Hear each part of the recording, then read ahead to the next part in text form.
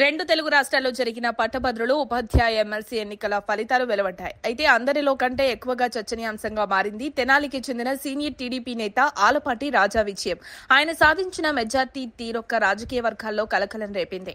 కృష్ణా, గుంటూరు పట్టభద్రుల స్థానం నుంచి టీడీపీ అభ్యర్థిగా బరిలో దిగిన ఆలపాటి రాజా 82,319 ఓట్ల తేడాతో భారీ విజయాన్ని అందుకున్నారు. ఈ ఎన్నికల్లో మొత్తం 2,41,544 ఓట్లు పోలవగా 26,676 ఓట్లు చెల్లనివిగా ప్రకటించబడ్డాయి. ఆలపాటి రాజాకు 1,45,057 ఓట్లు రాగా ఆయన ప్రధాన ప్రత్యర్థి పీడీఎఫ్ అభ్యర్థి లక్ష్మణరావుకు 62,737 ఓట్లు మాత్రమే లభించాయి. ఈ అద్భుత విజయం టీడీపీ శ్రేణుల్లో ఉత్సాహాన్ని నింపగా ఆయన అనుచరులు, పార్టీ కార్యకర్తలు సంబరాలు జరుపుకున్నారు. గత అసెంబ్లీ ఎన్నికల్లో తెనాలి నియోజకవర్గం నుంచి పోటీ చేయాల్సిన అవకాశాన్ని ఆలపాటి రాజా కోల్పోయారు. జనసేనతో కుదిరిన పొత్తులో ఆ స్థానం నాదెండ్ల మనోహర్ కు కేటాయించడంతో ఆయనకు తీవ్ర అసంతృప్తి కలిగింది.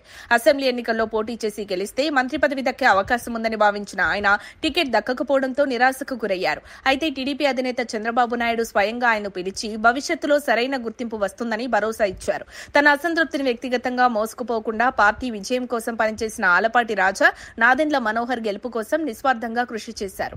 ఇప్పుడు ఎమ్మెల్సీ ఎన్నికల్లో తనకు అవకాశం దక్కినప్పుడు అపూర్వ విజయాన్ని అందుకుని తన సామర్థ్యాన్ని నిరూపించుకున్నారు. ఇక ఆయనకు రాబోయే రోజుల్లో చంద్రబాబు నాయుడు ఎలాంటి స్థానం కల్పిస్తారనే విషయం రాజకీయ వర్గాల్లో ఆసక్తిగా మారింది. మంత్రి పదవిపై ఆలపాటి ఆశలు త్వరలోనే చిగురిస్తాయని ఆశిద్దాం.